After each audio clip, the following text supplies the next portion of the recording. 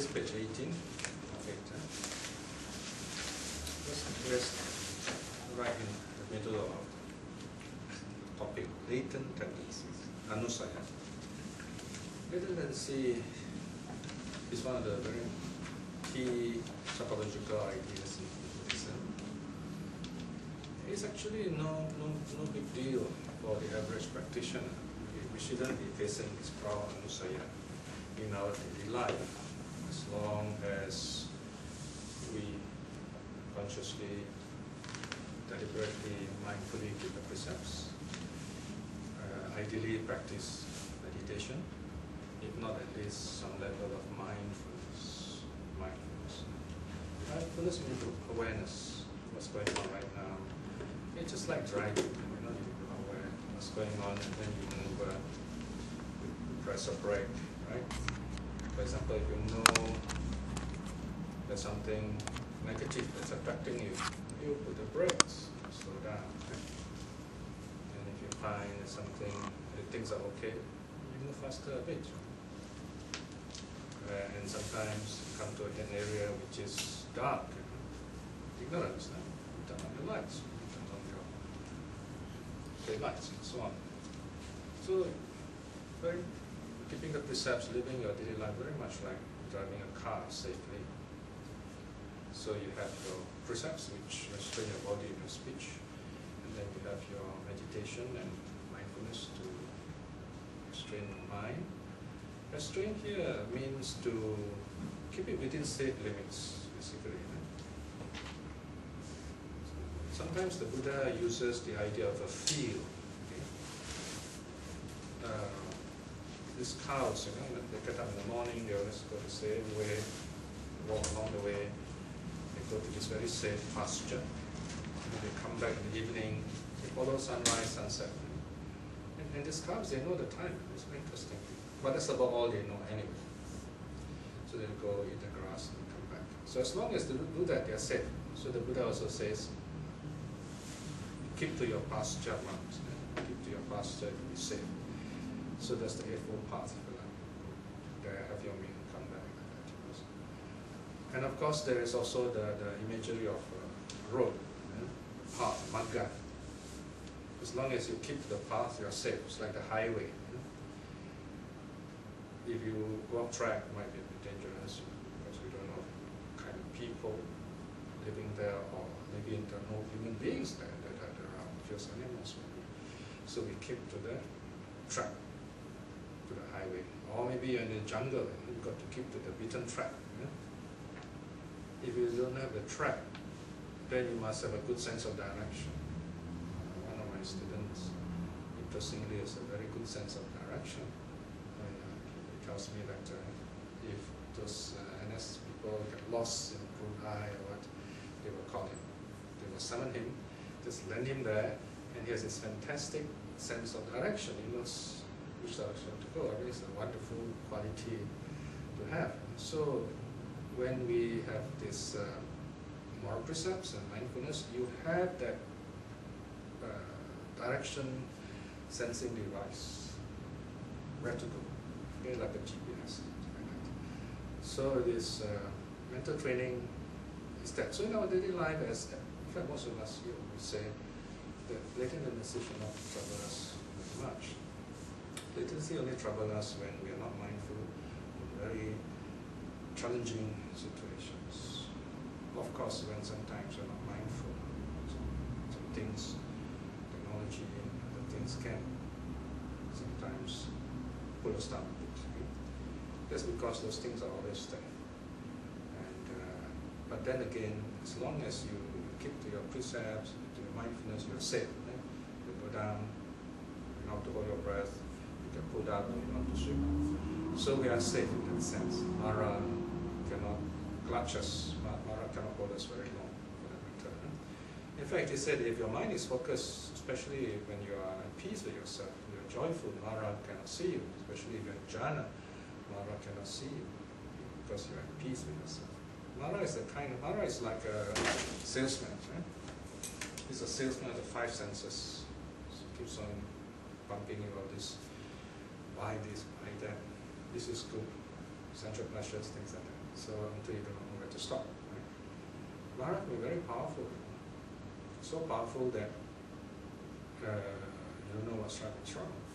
In fact, on the 4th, today's the 6th, on the 4th, there's a very important article you should read in the newspapers. Inside the Criminal Mind. Actually, that is based on a book. There's another book called Inside the Criminal Mind. In a sense, I'm happy that this newspaper at least wrote something that for a while I thought I must be the crazy guy. Nobody's talking, nobody is saying something wrong here. So this Jeremy Aoyong has prepared this article listing this white-collar criminals from the year 2000 until today. Sadly, right in the center with all you see is a monk. So it's really bad publicity for Buddhism, but well, that's the truth. So when I wrote my reflection, I guess I began with the Christians who come to tell me, hey, why don't you join us?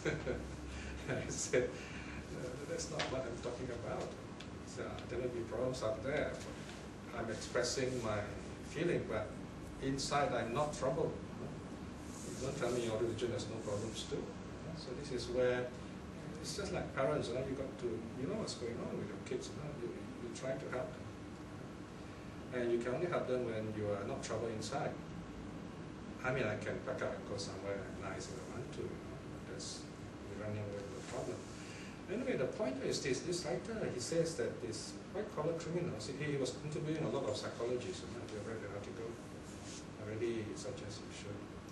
And these psychologists, they say that these white-collar criminals, number one, they feel they are above everything else. They are above society. They are superior in a sense. And society cannot do anything to them, should not do anything to them. Secondly, they think they will never go wrong. In fact, they have no sense of right and wrong, good and evil, no sense of good. We say immoral. Or another way of putting it, whatever they do, they think is right, they're justified. For example, wow, I'm making millions of dollars, it's okay for me to take just a few $100,000. No, it doesn't really matter, that kind of reasoning. But then we get into trouble, especially in this country. So here, of course, if you look at it from the Buddhist point of view, what's going on here? We're talking about this, the mind is overtaken by Mara. So that this person stops thinking. Now, another question we should ask is, why is it happening at all? Well, it's because Singapore is becoming an affluent society, a rich society, when you have a lot of sugar, there are a lot of ants, a lot of honey, a lot of bees.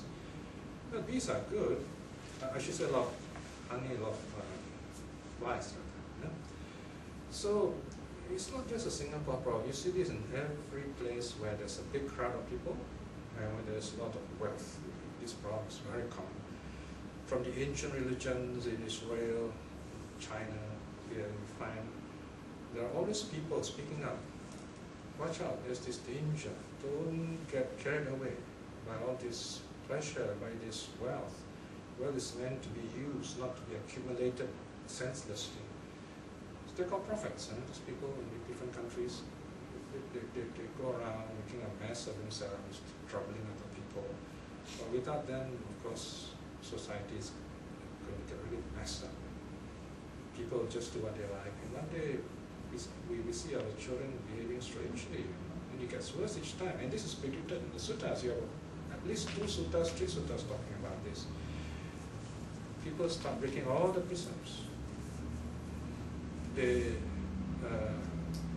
have no, what they call no respect for anyone. So there is incest, sex between parents and children, raping and consumerism is also mentioned. So we might head in that direction. In a sense, you might say Singapore is heading in that direction. Why? Because our society places so much stress on wealth and physical comfort and pleasure, which are not bad in themselves, but the way we are placing the stress is very dangerous. We're heading in the direction of Babylon, direction of the Roman Empire. All these empires have collapsed because of this. Of course, the Chinese empires. But we can learn from all the past, and we did not fail that way. It is possible. Right? So this is where, especially if we have this desire an attraction to religion, there's a great chance we can influence a lot of people. But we have to make a lot of sacrifices to ourselves. We have to, in other words, do many of the things that other people do. But those things are frivolous things. Things which are not important. So basically, we got to set an example of ourselves. Of course, we are not strong people. That's the problem. I'm not strong. All of us are not strong. We all have some weaknesses. We're not enlightened people. There's always a soft spot when we're not enlightened. But the point is, when we are together, when we work as a group, we are very much stronger. It's called a community. The sad thing is there is no community in Singapore at the moment. It was there. We lost it. Now we got to build it up all over again. So this is where, as long as the community starts in the mind. See, if you say, yes, I want to change things as much as I can, and I may not be able to change the whole of Singapore or even my neighborhood, but I can at least strengthen myself and teach my friends, influence others, people I meet. I'll do my small bit. And the Dharma is such that you may not see the result immediately, but it's there. It is there.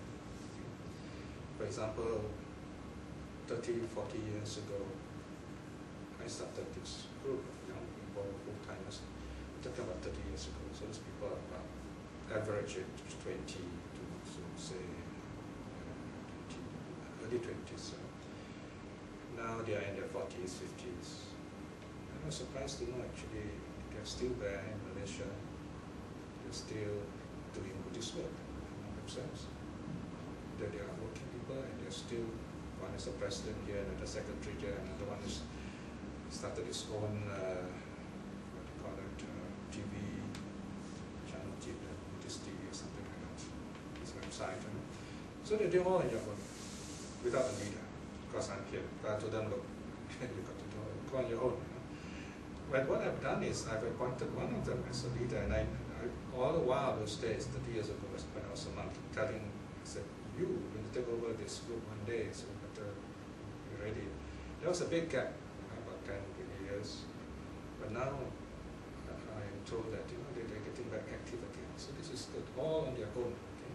So this is where the good that we do, sooner or later will take fruit. Of course, the bad that we do also sooner or later will take fruit. We just watch once have done people, sooner or later they will harm themselves. We don't have to do anything to them.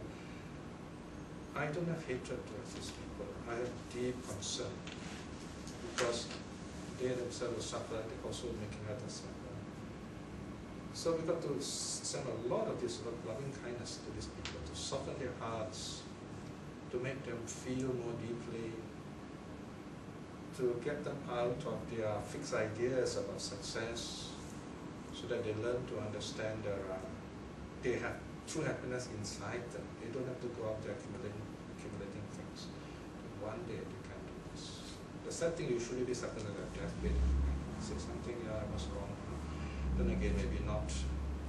Maybe it might take many lifetimes. But even in the case of Devadatta, you find the Buddha said, this very Devadatta who tried to kill me, distant future, he become a Pacheka Buddha. This Buddha who gets selected all by himself. Although the world is messy, he gets selected as a Buddha. And then the Pacheka Buddha doesn't have enough wisdom to teach the Dharma, but he is enlightened.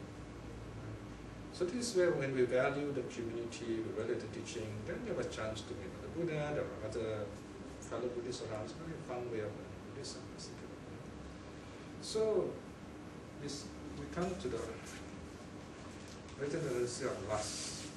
So this don't have the diagram here. Okay. So it's very similar to the mental hindrances, if you notice. Very similar. Mental hindrances are what we deal with in meditation. Okay. The latent tendencies get totally uprooted when we attain around.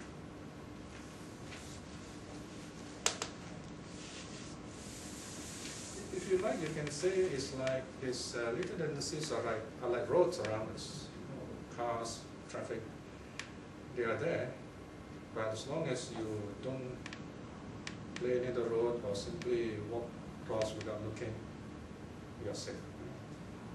On the other hand, being enlightened is like you're in this beautiful garden, big place, countryside, with trees, flowers, and so on. Beautiful garden. Yeah, so this is where we do. So the first tendency is sensual lust, as I mentioned many times. This is craving. It's the idea that we are not happy, there's something missing inside, we look for it outside. And then looking outside all the time. Right? This is what Nora does. Nora wants us to look outside, collect things. And how do we do this? What do we collect? We collect things of the five senses. What we see, what we hear, what we smell, what we taste, what we can feel, what we touch. So, again here, the best way to overcome them is to reflect on these things as impermanent. But what is it that gives us an idea that these are useful things to collect? All these pleasures of the senses. Ignorance. Ignorance is the last of the great tendencies. So here, there's an interesting comparison, parable. So ignorance is blind, craving is lame. It's page 18 in the bottom. 2.2. Ignorance is blind, craving is lame. So ignorance carries craving on its shoulders. Craving tells ignorance where to go, and ignorance blindly obeys. You must have heard of this before. The line and the lame. Of course, if they are really blind and lame, it's really wise for them to go together. But here we're talking about negative qualities. So if this blind person who moves around, if he gets wrong instruction, they will fall, and both get hurt. Right? A key characteristic of sensual lust is the last paragraph, page 18. The key characteristic of sensual lust is that it is always running up to the past, even when it is looking to the future. Right? So we are always, in many ways, when we're in trouble, it is the past overwhelming us. But we should not take this as an excuse. Sometimes we say, oh, what to do? Well, there is a lot to do. First of all, accept it, yeah. And I said, wow, I didn't notice this thing. So this noticing is very important. Seeing. Remember, the very important word for string meaning is seeing, dasana. You see, you say, yes, I see this. And I know, now I know. I need to deal with this. Right? So once you see it, the enemy is seen. Then you can deal with it. Right? So don't be afraid to admit to yourself, I like this, I don't like this quality, and I have to deal with this quality. When I was in America, they overdo this part. We have this encounter groups with different names.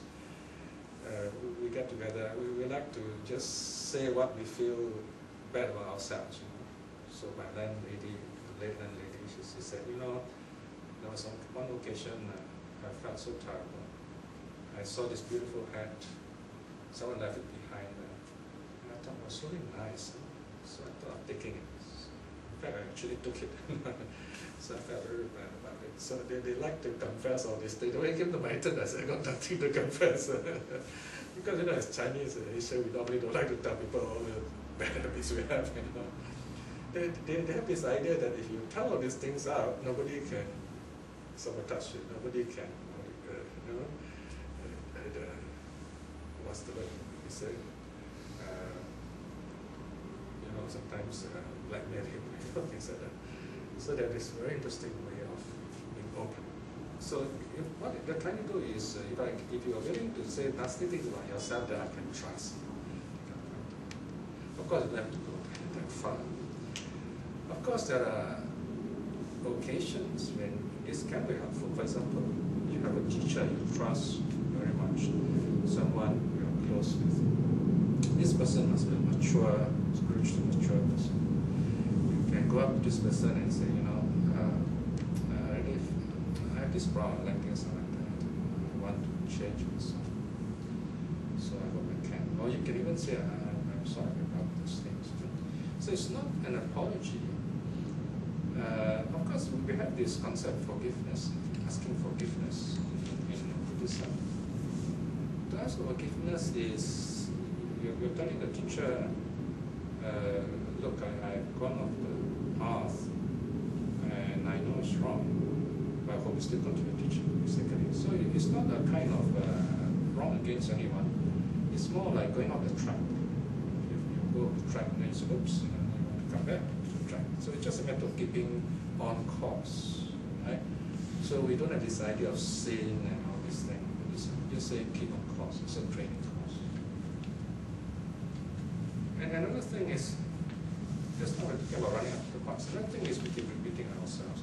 Very often we tend to go in a cycle. That's called samsara. You see that there's a cycle, the I.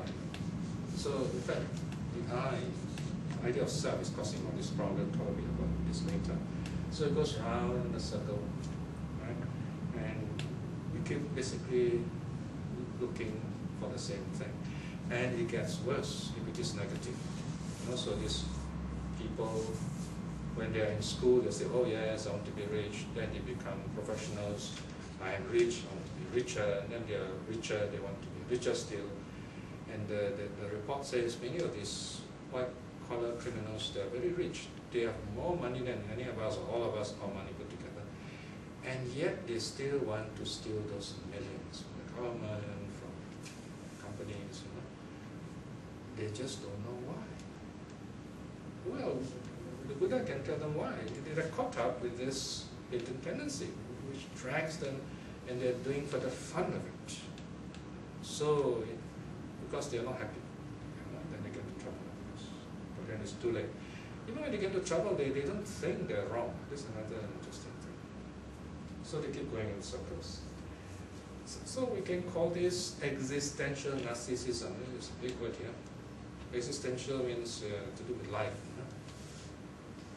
Narcissism, self-love. I'm the most important guy. No one else is important. Kind of idea. So it is an external quest of self-gratification.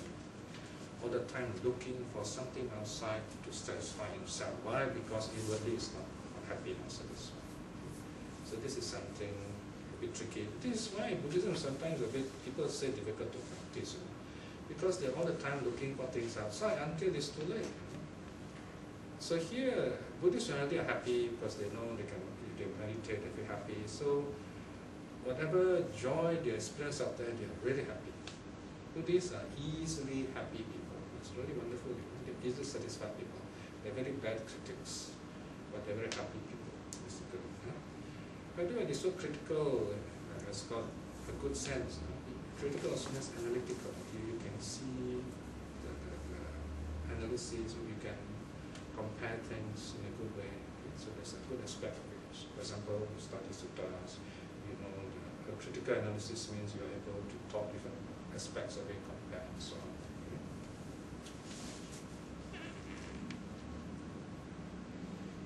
So when we talk about latent tendencies, we're talking about feelings. We say there are pleasant feelings, painful feelings, right? So it's okay to have pleasant feelings. It's just that the nature of feelings are that they're impermanent, so you've got to accept the nature of this feeling also. It's just like having children. You can't keep them forever, because if you keep your children forever, they won't grow. There's a time, you see them growing up. The way I see my kids, they're really growing so fast. I remember the time they're so tiny, I was holding them in the palm of my hand like a kitten. Now they're almost as tall as I am. And you can see them mature. Then the next thing you know is you're going to be independent on your own. Actually, frankly, to be honest, I'm waiting for the time when you can be more independent and I can be more focused on my work. I'll be like much older then. So this is where you got to somehow give them the space, and at the same time, you know that they can easily be tricked by others. So you got to give them, you got to have a safe leash on them for a moment, so you can pull them back. But there'll come a time when you got to let go of the leash, so they're on their own practically. And that time, I think if you practice the Buddhist teachings and you understand the nature of the mind, you know that time comes. So this is quite tricky, because when I talk to some of these young people, to some of them lately, I get very strange feedbacks. And this is another worrying trend in Singapore. Maybe it's not, we are like the old generation, this new generation is very different. One of these boys is like army age. He tells me that his girlfriend is much older than him because he prefers older women. I was mentioning to him that some people, you got to examine yourself. Because recently, there are all these sad things happening. Young man marries older woman, not too not too, what do you call it, happy, serious, not smiling. So this young man is not happy, so it's a younger woman, and they split up, divorce, and so on. It's very sad. So this is sometimes this, the man has to look for a younger woman, a very much younger woman, so that he can be happy. Because you see, a woman tends to, how shall I put it, psychologically mature faster than a man. So there's this age problem. And the army life is causing a lot of havoc in the way men grow up. So this boy says he's attracted to older women because, and that's something I hope I never hear, but I hear this. She says, because I want to look up to her as a mother. Of course, now I don't say anything to her. It's not counseling session, so I didn't tell him. I said, hey, you mean you're marrying your mother? Because once it's talked like that, you don't really need to follow up, so I just kept quiet. It's good to know what's going on, the right time we can deal with it. But what he says is right. He says, I need a mother figure because I never got that love from my mother. I said, you're very lucky, because if your mother loves you too much and you're a boy, you might end up having a problem with girls. So it's good to have balance. So this is where it's quite tricky sometimes. So these are parents, you need to understand the nature of the mind. And if young parents understand all these things we're learning, the children are very lucky. So this is, of course, it's still not too late. We can still have seminars, getting together, learn, talk, discuss. So that this is the aim here is, I ask myself, how do I tell them, teach them, that their marriage will be stable and for life? Because sometimes we can know when you get married, it's not going to last very long. So this is where they're going to make sure that when they get married, they'll be stable. So it is not easy, but they can learn, they can be trained. So one thing is to understand the natures of all these latent tendencies, emotions, desire, things like that. How it works, why we look up to other people in a certain way, why does this boy needs to look up for a mother figure? In other words, he's still living in the past. So these are some issues we have to discuss, we have a seminar, so that one day these kids will think, wow, I didn't think it that way. Of course, the sad thing about break up with this or that. But the point is, as long as you're not married, it's okay. Courtship is like that. You learn to make friends, make mistakes, learn from mistakes.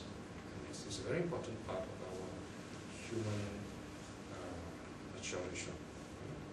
So this understanding of sensuality or sexuality or lust is understanding our emotions.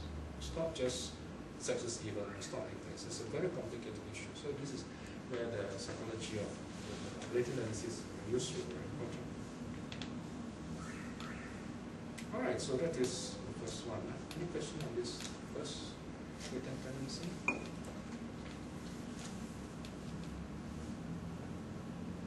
Next one is aversion. So this is opposite. So when we find something, whatever stops us from getting what we want, we try to push away. It is aversion, pushing away. The two are connected, closely connected. They are the two sides of the same coin. So this is a very beautiful saying by the nun, what's her name? Gamadina, teaching to her ex-husband, Visakha. Page 19, 3.1, the verse. Pleasant feeling also, Visakha, is pleasant when it persists, and painful when it changes. So pleasure when it's present, when it remains, it feels nice. But when it changes, it goes away, it's painful. So the pleasure causes the pain, so to speak. Painful feeling is painful when it persists, and pleasant when it changes. So here, painful feeling is the opposite, and it changes if you go. Neutral feeling, okay, this is the tricky one. Neutral feeling is present when there is knowledge of it, and painful when there is no knowledge of it. You know, these 3 lines alone shows you the depth of Buddha's teachings. Where can you find in any other religious scripture in the world there is such a statement as this? Simple as this. The last one especially is it's difficult to understand. Neutral feeling is present when there's knowledge of it, when you know it. Because usually we do not notice neutral feeling, especially in meditation. When it happens, you won't know it. Because unless you're really sharp, the mind of a saint, at best, you can only know it after the fact. No, there is no feeling of pleasure, no feeling of pain. You look back and say, oh yeah, that one is neutral. That's the best you can. The knowledge you have, you feel good, you feel peaceful. Right? And then it says, painful when there's no knowledge of it. So what does it mean? You feel bored. Right? It's neither pleasant nor painful. So now you remember some time ago we had to study this carpenter Panchakanga with a bit of argument with the monk. Talks about, he says the Buddha teaches the 3 feelings. He's talking the traditional 3. But this carpenter says, no, from what I heard, the Buddha has only 2 feelings, no neutral feeling. Why? Because I remember the Buddha said neutral feeling is also pleasurable. In a sense, he's right, because the Buddha he heard that special teaching, and the Buddha was talking about in deep meditation, in the 4th jhana, for example. 4th jhana, no pleasure, no pain, neutral feelings. It's pleasurable. So this is where, depending on what you hear, so this carpenter hears, he says, Buddha said 2 feelings, but the monk says 3 feelings. So when Ananda brings the story to the Buddha said, well, all right, I mentioned both cases, depends on what you're talking about, depends on the context. Then, after that she adds, Avusavusaka, the latent tendency of lust lies latent in pleasant feeling. The latent tendency of aversion lies latent in painful feeling. The latent tendency of ignorance lies latent in neutral feeling. So, when pleasant feeling arises, be very careful. Don't get too carried away by it. Know it is impermanent, enjoy it, let it go. Enjoy your cup of latte, your cup of favorite drink, whatever, nice drink, forget about it. Don't have it, next time, never mind. Then, no latent tendency. Then, you feel pain, you don't curse anybody. You don't curse your leg. I mean, you curse your leg, may as well remove your legs. Right? Well, in fact, you should be happy because you have pain. Say, wow, my legs can feel. Some people, they get diabetes and their legs can't feel. So, in a sense, what the Buddha is saying, there's pain there in the body, but just leave it there. If you get angry with it, then that's a seal of aversion arises. And if you ignore the neutral feeling, ignorance arises. Ignorance is very tricky. Right? How often do we know neutral feeling? But we can be mindful. So, in other words, if you are mindful all the time, you are saved, as we say, tikam, blanket practice, or everything impermanent. So pleasant feeling, unpleasant, painful feeling, neutral feeling, all impermanent. Now, even the tiny infant has a latent tendency. Although this, we say that the early Buddhism never says everyone can be Buddha, although the teachings implicit behind makes a big deal of that, Buddha seed. Early Buddhism says even a little baby has got these latent tendencies. This baby is so innocent, Well, because the baby needs to survive. The baby is the baby is a bundle of latent tendencies, in fact. Of course, the baby doesn't know it. The baby is still very young.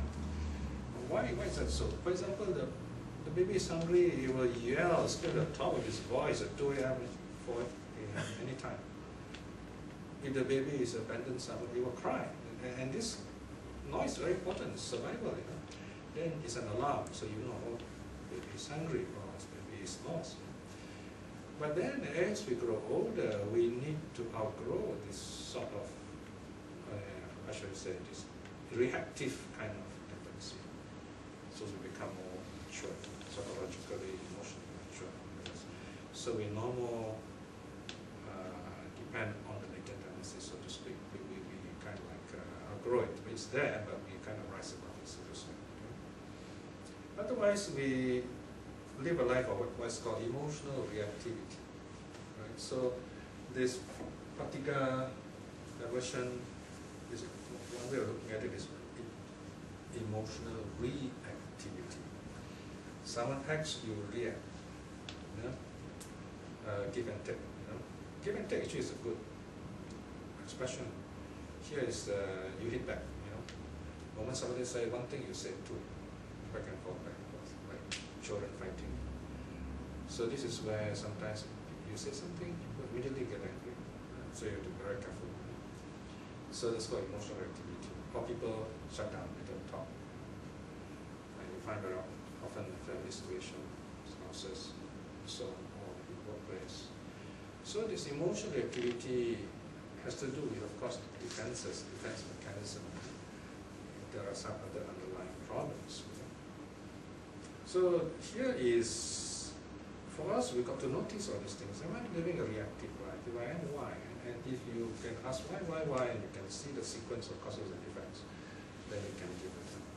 So this is another way of overcoming it, watching the reactivity. Reactivity means there is stimulus, conditions. Watch out for those conditions. Prepare yourself. And when we allow this reactivity to take over ourselves, we are no more human, because which part of our brain is controlling that? It's the lizard brain. The lizard brain is, people hit you, you hit back, you know, without thinking. Right? But Sariputta, someone slapped him on the back to test, you know, whether he's patient or not. He didn't even bother to look around, who's the one who hit me. I mean, we can be good Buddhists, very patient. If somebody hits on the head, we still want to look around, who's the guy? Although we might show loving kindness, we still want to know who it is, you know. But Sariputta, no, he didn't even turn back, you know. Until this man got so terrified, went up to the Sariputta, oh, please forgive me. And then Sariputta said, why should I forgive you? I said, well, I hit you. He said, are you angry? I said, no, I'm not angry. And, well, okay, since you felt you're happy if I forgive you, I'll forgive you, you know. So that's the arhat. So no reaction, no reactivity. Spontaneity is different. Spontaneity is a kind of generous reactivity, a kind activity, a kind response. So we just use this term reactivity, spontaneity, to show different what is your attitude. Spontaneous, someone needs help, you just help like that. Some people don't even ask for help. For this poor lady collecting all the skin cancer here, have some money. So it's a spontaneous act of kindness, a random act of kindness. So this is where a good way of overcoming emotional reactivity, or two good ways, the breath meditation and loving kindness meditation. Breath meditation gives us that space so that we don't have to, you know, jump out of our skin. We have time to think. Loving kindness gives us the tool to act. We act with loving kindness. One rule I always follow, it's very important for me. Whenever I write reflection, I make sure I'm not angry. Because sometimes you're angry and this is what I'm going to write. So sometimes I will write it, you know. I look at it, and then after that, when I'm happy, I say, okay, how can I write this in a happy way? So you rephrase it, you know. So it's okay to tell yourself what the things you're angry about, but then you rephrase it. How do I make this into a happy statement? Because people don't like hearing all these unhappy things, you know. So we try to present something happy. But sometimes you can't do that. it's very difficult. Okay, you must say something bad, but make sure something good also. So you can at least, sugarcoat it like you speak. So then, because people already suffer enough, so you start telling them more. They come here, you say you're going to go to hell. You say, I already know that, so why you keep telling me? When you come here, you are doing happy things, right?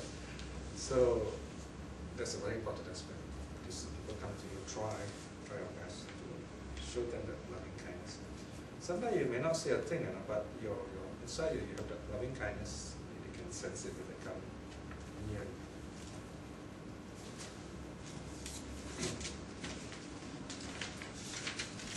Right, so that's this question.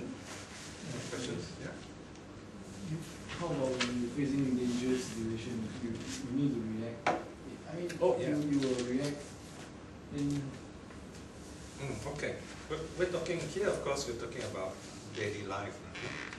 If you are in the kind of work you're doing, or you're in the army, of course, you need to be really, your reflexes must be good. But that's where meditation comes in too.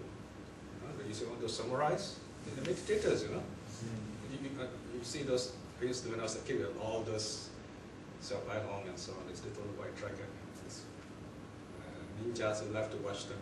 They can stay in the corner and zap, they just throw a star, the enemy dies at the back. I mean, well, how does he know these things? The mind, you see. So it is this focused mind that helps you reflect. So this, instead of reactivity, we say reflex action. You see, reactivity, you have no control. You have no control. See, notice when we get angry, we don't plan to get angry, It happens. And then when it happens, you look at it and say, I don't like this, but you follow through anyway. You can't stop it. Unless you're strong enough, you do those practice like disowning the pain. So, whereas this reflex action is different. You consciously do it and you know it. Right? So, you look at the situation, you know what to do. So, this is where meditation, heightened state of mind is very helpful. Yeah, so we're talking about different situations, but mindfulness still works, and you need mindfulness even more. The Buddha said, those who are not mindful are already dead. I mean, you can use that for the army.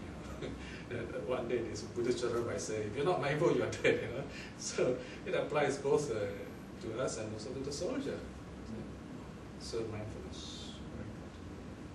So when you hear the lion roar in your place,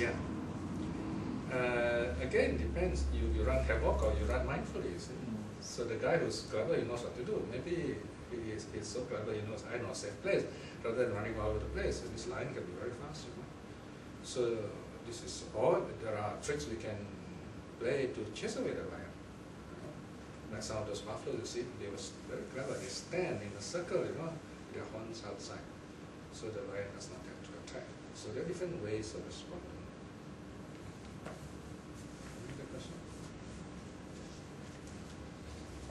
Okay, now we come to another very important one, number 4, conceit. Okay, this conceit we have a slightly different.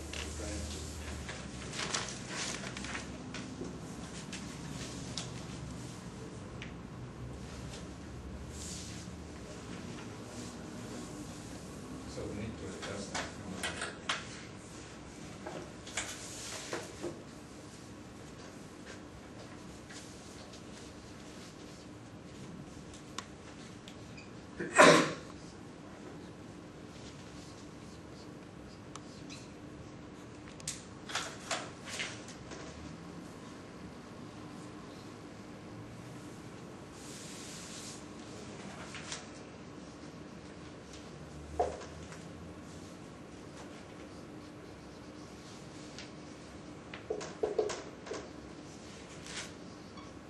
Now these are called the 3 complexes.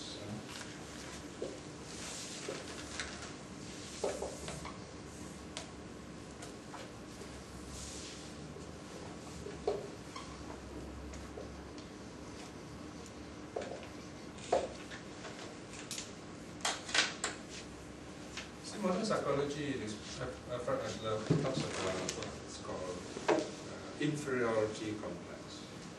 Inferiority complex, according to Adler, sometimes children there's a case of this kid, when the teacher is not around in class, he stands in the teacher's chair and he takes a brother duster and says, hey, you there, you there. So he pretends to be the teacher, something like that.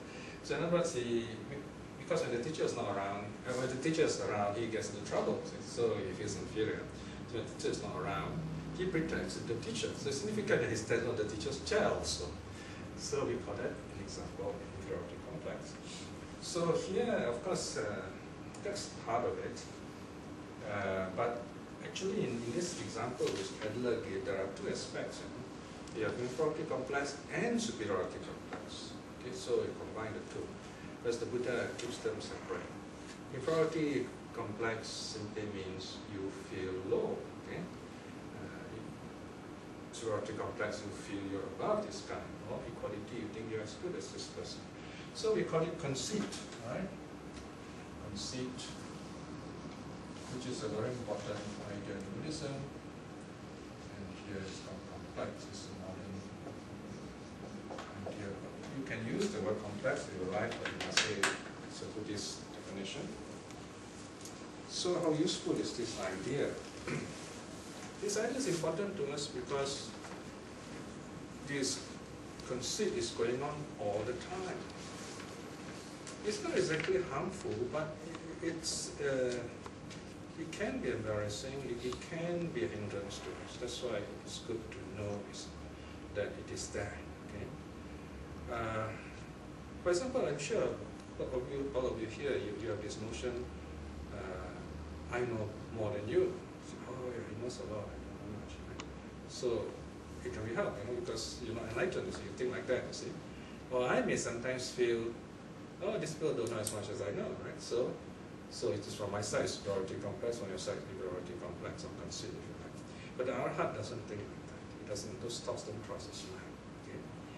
So the point is that at this level, we can say the ideas are not exactly harmful unless we take it to great length. The important thing is to know they are there, but not to blindly follow those ideas. You notice in your mind, ideas come up. But it doesn't mean you got to follow those ideas. Just be aware of them and ask yourself, what do I do with this? Equality complex, equality conceit. Sometimes one will come to town, this one can talk English very well, very stop halting English, so say, oh, I'm as good as this one, I can talk as good as this one. It's just a concept, a view, we have an idea. And very often we have that kind of measuring tendency. This is called measuring tendency, right? In fact, towards the end of the Mahavedala Sutta is a question and answer, full of question and answers, like a summary of this practice. The Sariputta says, lust is a measure maker, pamana karana, measure maker. When people have lust, they measure you. How much are you worth to me? Otherwise, I don't care about you. Like the first time I met this monk, this CEO monk, many years ago when I first came to Singapore, this time around, the first thing he introduced himself as, I am CEO so-and-so. All my life, the first time I heard a monk introducing himself as CEO, I got a shock until I did not know what to say. All I can say was, I said, I am a full-time lay Buddhist worker. That didn't work out very well either. After that, he was very cold to me, because what kind of lay Buddhist worker, how can I be useful to him? I don't have much money, and I can't support him. So but I'm happy they worked out that way, because if I'm caught up with him, I don't know what's going on. Can you imagine what embarrassment would be? So this is where people measure you. How much are you worth? It's rather sad when people do that. It's something you can know when people do that. So keep away from such people. But sometimes we do that. Okay? I tend to do that sometimes, especially wasting my time rather do my translation work, something like that. But that's slightly different, because that is not measuring a person. That is having your priorities. So this is where they're quite different. Okay? Your priorities means you tell yourself, okay, what's really important to me? So how much time should I give this, how much time to this, right? So it's not totally shunning the person. For example, in the counseling, you have 1 hour, maybe 1.5 hours. So you've got to tell this counselor, say, hey, okay, you got half an hour more, you should like to summarize what you have to tell. Right? So that way we can really properly, effectively do the counseling. So this is where it's important, the priorities. Priorities is a kind of measuring, but it's a positive measure. Now we are lay people, we are not saints, we do measure. I can tell you some of these forest monks, they don't even have measuring of priorities. I was told Ajahn Chah when he gives a talk, sometimes, at night, 10 o'clock, the talk will start. And suddenly just pick, you say, hey, you just pick one monk, say, okay, give a talk. And you're supposed to stand there, prepare, give a 2-hour talk. Without notes, by the way. In Thai, by the way. And then sometimes he himself will talk, this forest monk will talk, 10 o'clock, he goes on talking. It's already 4 a.m. and he's still talking. So this forest monks, they're trying to keep themselves up at that, So this is the monks training to make them endurance training, And we could really sit very long those days, We have a ways of adjusting ourselves. Of course, if you start young, it's okay, your legs are taking. So that's how these monks become very strong. But the problem is once they leave the environment, things change. So this measuring comes when we start comparing ourselves with others. So we have to be careful. And of course, the main reason why we measure is because of the I. Self-identity view.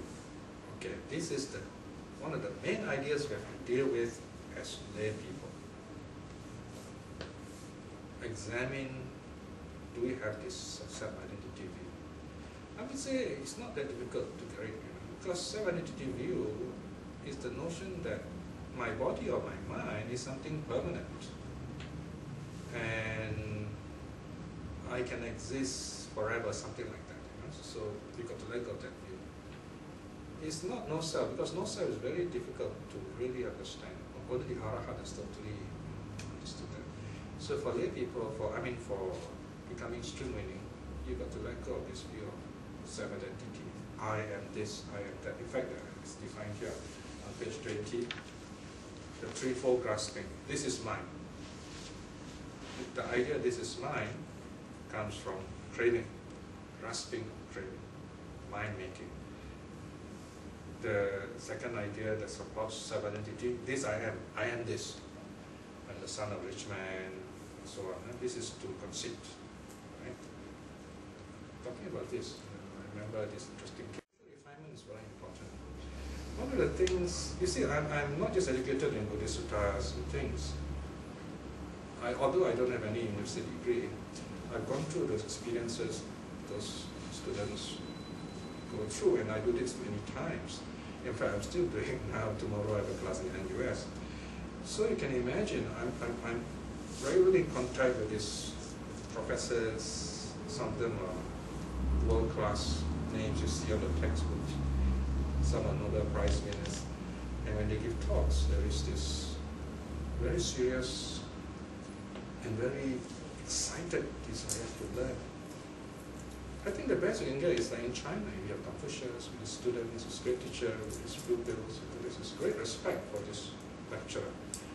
And the whole class will be totally silent, amazing silence. It's the kind of description you get in the Buddhist Sutta where the Buddha is speaking, and the king comes along and says, how come these monks are so silent? Are you sure you're not trying to ambush me? It's so quiet. The king says, because these monks are not even coughing. So this is a respect for learning, basically. And this refinement is very important if you really want to learn difficult things, the level that we're doing. So this is mentally preparing ourselves so that we are totally focused. So this is a wonderful way of building up our knowledge. So how do we look at ourselves so that we clear away this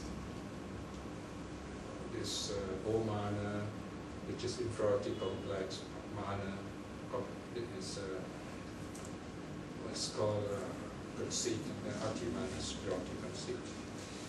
There are different ways. One way is to reflect on the true nature of our being. We are made up of the five elements. Where does the I? Where is the I? Where is this unchanging concept of the essence of me? No, not in my body, not in my feeling, perception, formation, consciousness. It's not there. Or a simpler way is you can divide the body and mind. Whatever exists must exist either body or as mind, isn't it? So if you say there's a permanent soul, permanent self, it must be either body or mind. If you say if you decide that the self is the body, it's impermanent.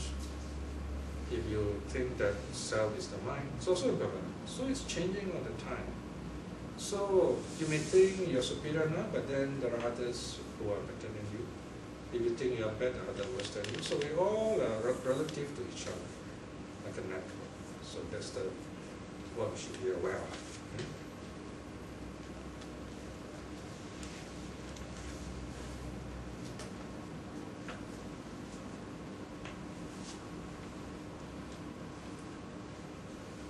And this idea of I am this, I am that is not easy to get rid of, but it's possible. See, the Buddha says, just be aware of it. He says that there is a parable of the cloth on page 21. Parable of the cloth, number 25. Here it says, there is this dirty cloth. So this man washes it, and he uses cleaning salt, lye, and he uses cow dung also to clean in India. But until all the smell are gone. So, you see, the thing is, they first wash it clean with all these things, but there's still a bit of smell. And then this man would take this cloth which has been washed and put in a casket. And this casket has got this very nice fragrant smell, usually sandalwood or camphor. And I have smelled this before, it's very pleasant, especially clothing, So in the traditional countries like Myanmar and Thailand, they keep this in the box with fragrant sandalwood. And when you wear it, especially, you can go dinner, wow, very nice smell. In fact, there was once a lady came, an elderly devotee came to me and said, this very sweet camphor smell. And I said, wow, how did you get this camphor smell? And she said, that's what she did, just like what Sutaria says. So what is this parable about? It's just that this smell, sometimes we may try to get rid of all these negative things, but they're there. The hint is still there. So we are aware of it, but it doesn't trouble us. On the positive side, if you keep to the training, your practice, it will show. It will show. People will see the fragrance of moral virtue. Moral virtue is often spoken of as a fragrance. In the Dhammapada, the Buddha says, flowers may be fragrant, but the wind blows it away, follows the wind. But the fragrance of moral virtue goes against the wind. In other words, if you know a virtuous person, his fame goes everywhere, against the wind. So anyway, coming back to this topic further down on page 21. So we are reminded we should get rid of the three complexes. I am better than, I am equal with or equal to, I am inferior to. These are just relative ideas, they are not absolute ideas. So in other words, sometimes I know more than you, sometimes you know more than me, and it's so dynamic, changing so much, there's no point really making a permanent statement. That's the meaning. In other words, we all can change, we all can become better in time. Okay?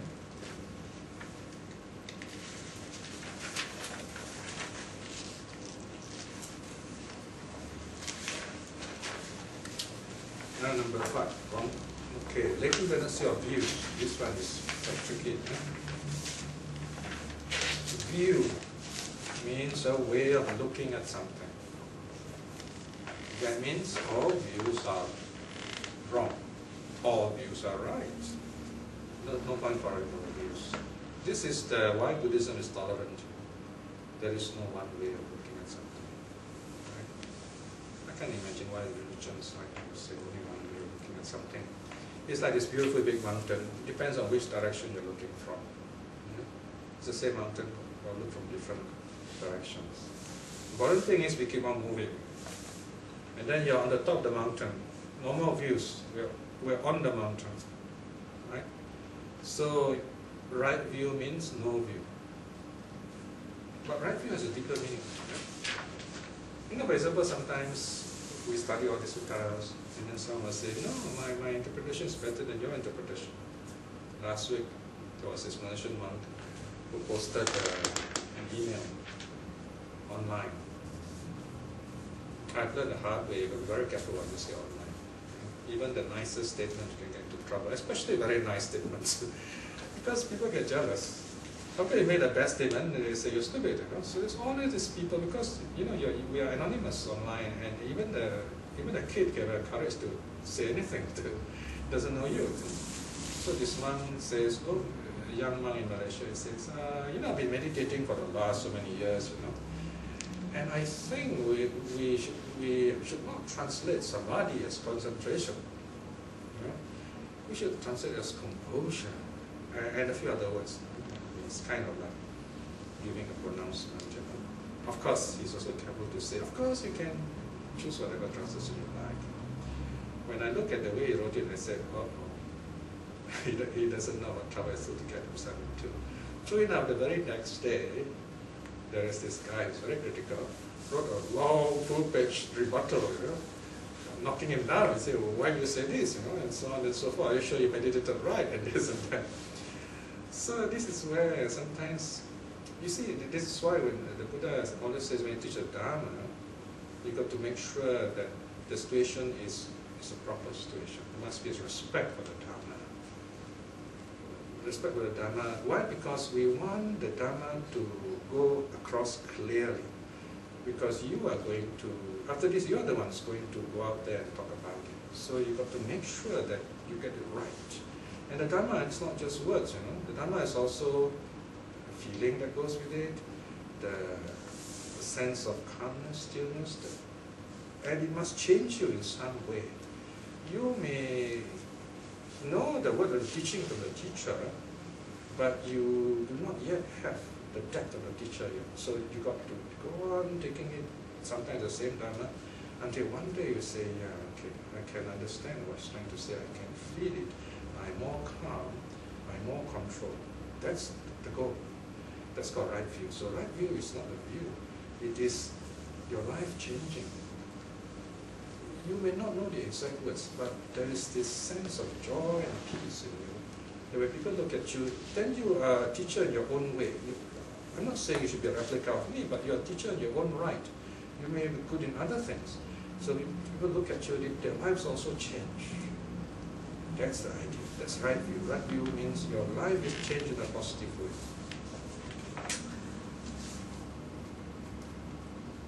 So, of course, in order to have right view, you've got to understand the kind of views you have.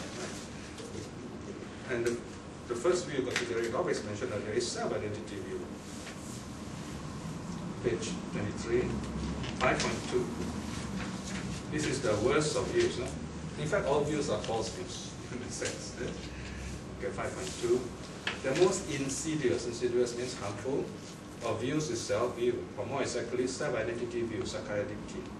This is the view that tells us, I exist, listen to me, this is my body, I am a male or female, famous or important, this girl or guy is mine, I have cash, credit cards, a car, condominium, club, membership. The next thing that self-identity view does is to make us talk about these things, or better, hear others talk about these things that define our selfhood. Then to calm it all, perhaps we might look for a religion or at least a guru and endorses all our self-views. Or better, we have enough money and charisma to start our own religion or temple. This explains why there's so many money-generated and money-generating Buddhisms and religions today. Right? So this I-ness creates a lot of problem. So this is where we have to let go of the I. That's the meaning. The Buddha is saying that all these philosophers, all these people are quarreling, all this philosophy, all this based on the I, the notion of I. So, let go of the I, then you also let go of the idea, this latent tendency of you. Now doubt. Let's quick look at doubt number 6. It's the last one for today. Now we go round and round, because of the I, people are around, so we begin to doubt. The doubt here is not, I don't know something I asked about, it's clear. It is lack of self-confidence. I don't think I can get enlightened in this life. I've got so much desire, this and that, and so on. I can't do it. I can't study suttas. I can't meditate. How can you keep on saying that? Of course. So the last part of meditation we have what is called we review the practice, right? So what do we review? We review all the good parts in our meditation. Even the moment, sometimes a split second, you say, wow, I feel peaceful, right? Now the fact that you can sit down like that, although you feel like running away, you sit down quietly, you manage to do that, that's fine. It's a good start. And later you find it becomes easier and easier. Okay? So this is where then the mental aspect also goes in. So this is, we don't doubt ourselves. We tell ourselves, let me try. So one way of overcoming doubt is, go ahead, right? Sometimes in Chinese family, especially a family where there's only one son, and this mother is so possessive, mother playing the dying role, say, take care of me, I'm going to die, and this poor man is so afraid mother will die. So as long as mother is alive, the son doesn't marry. Many such cases, So I have one such friend. So he couldn't, get the right kind of thing. He's just afraid, So he emailed me, so what can I do? I saw this pretty girl during meditation class. I don't know how to talk to her because I was stuck in meditation. So I said, well, you better, he's kind of, very mature guy. He's not a young boy. I said, well, if you are too slow, you will lose her. So you better talk to her after the meditation. Okay. So this is where he's afraid. He said, because he said, well, what happened? I was going to take care of my mother and things like that. I said, well, both of you take care of your mother. So this is where sometimes they need a bit of mentor. So if you are the kind of friend, you find you can change people's life. All they need is just someone to tell them, hey, it's okay, go ahead, right? So people make mistakes, but you can help them correct their mistakes. So these are some ways we can do it, simple ways. So help them to become strong, right? In Buddhism, we have a word, vesaraja. I translate it as moral courage. We need moral courage. Sometimes we need to speak out, sometimes we need to be silent, sometimes we need to do things. Frankly, I don't know what else to do. So I tell myself, this is the right way to do things. If something goes wrong, speak out. Otherwise, one reason why I wrote last week's reflection is because I was really troubled with this monk. But I told myself, I can't just write about him. It will be very personal and it will be a misunderstanding. So I got to put in a big context. I really have, I do not know what to do. I told my wife, I don't think I can write any reflection this week. So this is where I'll go into meditative mode. I'll wait for a sign, some kind of sign. And then that morning I had a fantastic dream. I had this beautiful dream of translating something. And then this word came to my mind. I was wondering what word is it? I forgot to know about it. So I was looking in the dictionary, I can't remember. I was talking about this word with an Israeli Buddhist scholar. She's doing a PhD now, probably by now she got a PhD already. So she said it's tikkun olam and alam is the same word. He said it's the Jewish idea of that we should help to change the world back to become a better world, a better world. So I said, wow, this is a beautiful idea. Well, when I think the beautiful idea, I was thinking the Buddhist context. So that gave me the courage and the joy. I feel really happy. Then only I can write. Then I put all that energy into the writing. So then I feel I'm safe. Right? And of course, like I said, once I write something, I'm responsible and I'm willing to face all the consequences. You have to do that. You can't say, oh, after you say, no, I didn't write that, but you can't say that, you know. So you've got to be really open. And the great thing is, it's my way of talking to people, not just one or two people, but it is a global conversation. I get someone from Australia, Cambodia from Australia wrote to me, someone from this place, Indian person wrote to me. So it's really beautiful how these people communicate and respond. So it's not about anyone, it's about everyone, it's about ourselves, it's about the Tao. So doubt is where we feel that we cannot become better. In fact, we can become the best in due course. So this is true self-understanding. Doubt is like you come in your journey, you find there's a fork in the road. So which way do we take? So this is where you go to a high position, you stand, and then you look around, you scout around, which is a safer way. Right? So the Dharma gives you that vantage point. So there is also good doubts, right? So this is where this doubt, for example, you have doubt, so you come here to clear your doubts, right? So here, page 25, the commentary to the Ahara Sutta, right in the middle. The commentary on the Ahara Sutta gives the following 6 things that conduce to abandoning of doubt. How to overcome doubt? 6 things. Number 1, great learning. Great learning means go on learning, don't give up. Just read for fun and you find your knowledge will grow. Even though you might not be able to speak well, you understand. I don't understand many English words, you know, but I make sure I look up the word. That's how you learn. You can't expect meanings to pop up. Okay, nowadays there are computer programs. The meaning actually pop up, you know. I tell you, I have all my stuff in the computer. It's so easy now. Even the DPPN, you know, the Dictionary of Polyproper Names is in my computer. You know, hardly now online you find all the stuff. So, don't give up that learning. Number 2, counter questioning. Question again. Question yourself. Sometimes we don't know what the answer is. You question yourself. Number 3, knowledge of Vinaya practices. Right? Now even, see, here you are. Knowledge of the Vinaya. Even lay people should know the Vinaya, so that we know what the monks should be doing or should not be doing. Quality control. Otherwise we'll be doubting. Number 4, conviction. That means commitment to the spiritual life. You set some time, you say, okay, Tuesday I'm going to Sutta study, Wednesday I'm Chitta study, or certain day meditation and so on. And you try your best to follow that kind of routine. So something like continuing education. That's called conviction, commitment. Spiritual friendship, you get with the kind of people you mix with. Not just negative people, but positive people who give you strength and energy. Of course, as a teacher, in a sense, you don't have that privilege. You don't mix with all kinds of people. But you can have a positive influence on them. And number 6, suitable talk. When we get together, talk something positive. Not to gossip or talk about worldly things. Right? So these are ways of overcoming doubt.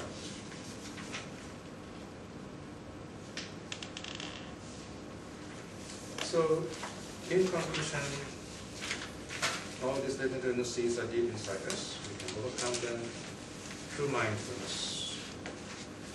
Any questions? So next week we can finish.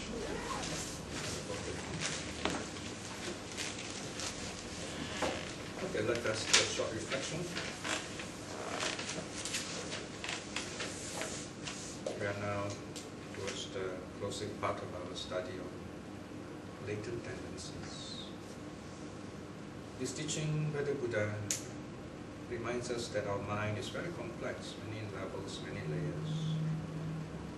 We've got to understand that there's a very deep aspect of us, in a sense, controlling us. But it is within our power to keep this very fierce, very wild animals where they should be, through keeping our precepts, through keeping our minds peaceful, meditation. So as we come here weekly, we are at peace with ourselves. Just to be here, so peaceful. There's so many people out there right now messing themselves up, breaking the precepts.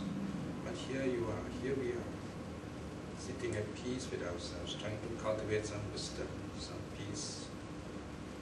And this itself is very wonderful, a very great act of being human, or being divine. And besides this, each of you have your very wonderful moral quality, spiritual quality, your kindness, your goodness, your care and concern for others. All these are wonderful things each of us have, otherwise we won't be here. Reflecting on all these wonderful good qualities, invoking good karma, and all these actions.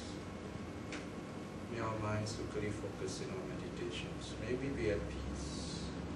May we be blessed with health and strength. And most of all, may in this life itself we attain spiritual liberation, namely stream meaning. This quality, a sense of loving kindness to all those people who are important to us, wherever they may be. May they be well, may they be happy.